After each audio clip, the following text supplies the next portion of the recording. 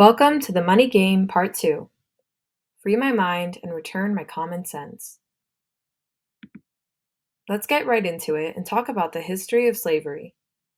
The placing of human beings into slavery has been a practice that spans many time periods and many cultures. Among the reasons for enslaving human life are religious and ethnic differences and economic gain. Although illegal everywhere in the world today, slavery and human trafficking for monetary gain continues to happen in the present, every single day. An estimated 25 to 40 million people were enslaved in 2013, the majority in Asia. Evidence emerged in 1990 of systematic child slavery and trafficking on cacao plantations in West Africa. The main benefit of slavery, or free labor, has been economic gain. Now let's answer the questions of when and where did slavery begin? According to Wikipedia, the earliest slave trade existed in ancient Mesopotamia around 3500 BC. Slavery was found in almost every ancient civilization up to the Roman Empire, which also embraced slavery. It's important to remember this fact that slavery has been going on in all parts of the world and way before it happened in the US. Slavery did not originate in Africa with the black man. Slavery became less common during the early Middle Ages, although it still existed. Both Christians and Muslims captured each other as slaves during centuries of warfare in the Mediterranean. Islamic slavery encompassed mainly Western and Central Asia, Northern and Eastern Africa, India, and Europe. Starting in the 7th century, it continued all the way to the 20th century. The Dutch, French, Spanish, Portuguese, British, and a number of West African kingdoms played a prominent role in the Atlantic slave trade around 1600 AD. Now let's discuss the transatlantic slave trade.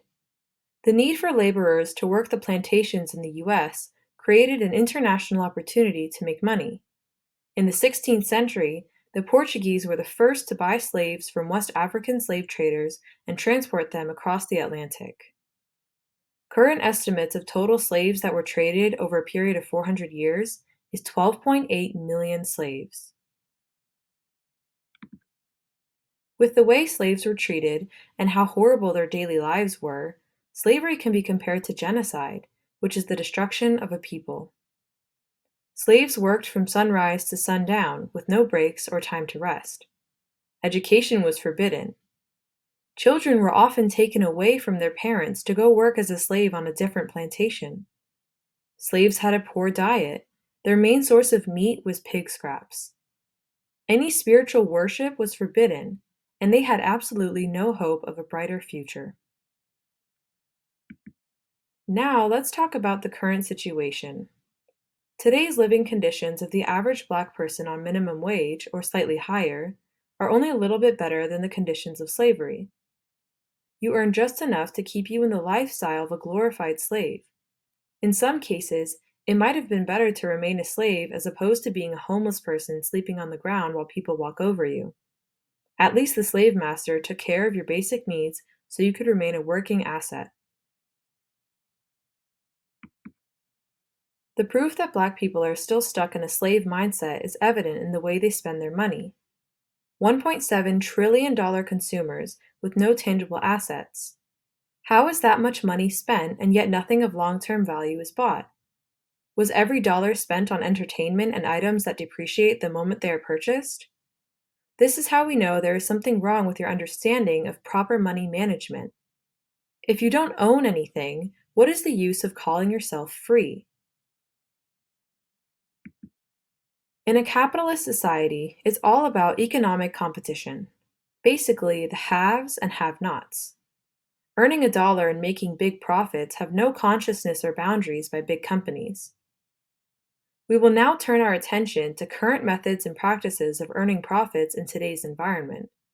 We will focus on the role and advantages of technology in programming you to spend your money in a particular way without even thinking about it. Let's talk about a theory concerning our sense of sight and how it affects the way we process information. The eye is now dominating the five senses of the brain in terms of daily usage. The eye is tremendously overused, causing a breakdown in the thinking process. Think of the eye as the intake unit and consciousness as the CPU, central processing unit. When intake overflows, the CPU shuts down. There is no more consciousness or internal review of thoughts. This means no common sense, because the CPU is the place where all five senses come together, i.e., the mind is not balanced and is not well. We exist in a virtual society where the I is God. The current generation is one that has been raised on computers, cell phones, tablets, and video game systems since birth, along with television programming that have current graphic abilities that are at a level never before known to the media.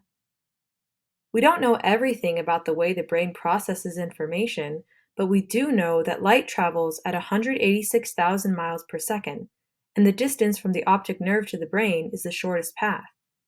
It is very possible that impulsive behavior can be programmed into the brain this way. Knowing this information, is it a possibility that you can train a person to be programmed by the optic nerve? Some people spend the majority of their day on various social media platforms. Others spend many hours watching television. At a time when cable and satellite TV is everywhere, having access to 120 or more TV channels is very normal.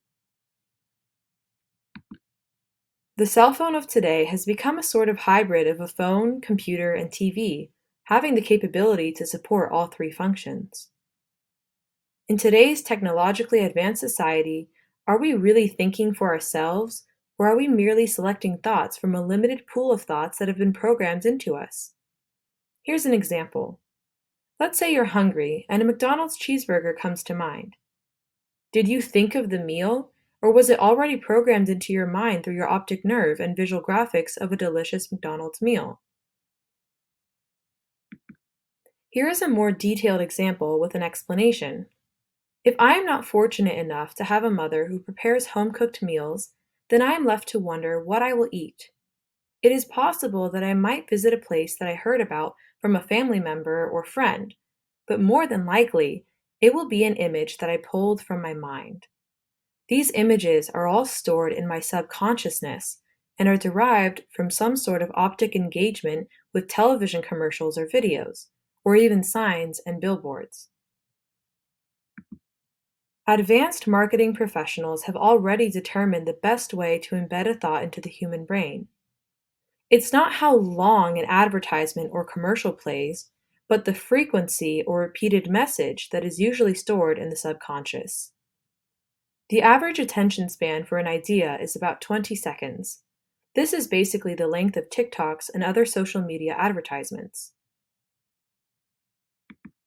Although certain ethnic groups fall more prey to high-tech slavery, it is not about the color or race of a people anymore, because we are in a global economy. It is more about programming consumers of all walks of life, regarding how and where they should spend their money, without them thinking clearly about what is the best decision and use of their limited income. In other words, we have become an impulsive society. Let's take a deeper dive into technology. Technology is a double-edged sword that can cut either way.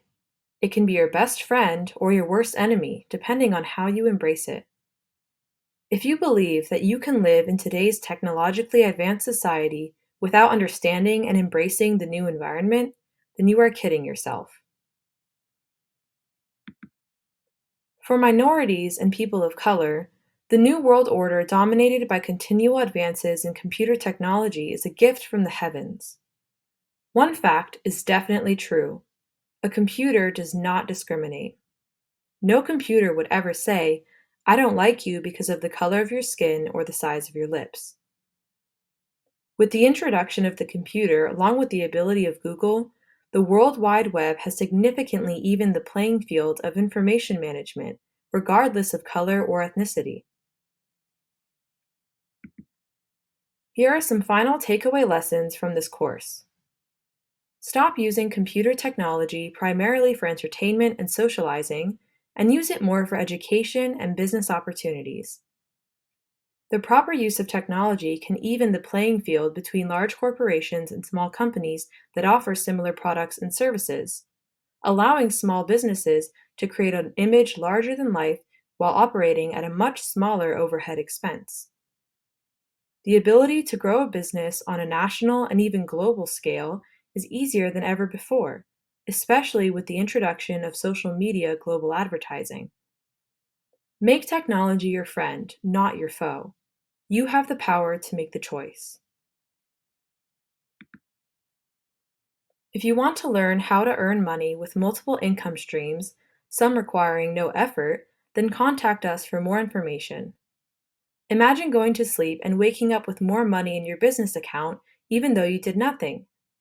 Now is the time more so than ever before to start a business using technology as your best friend.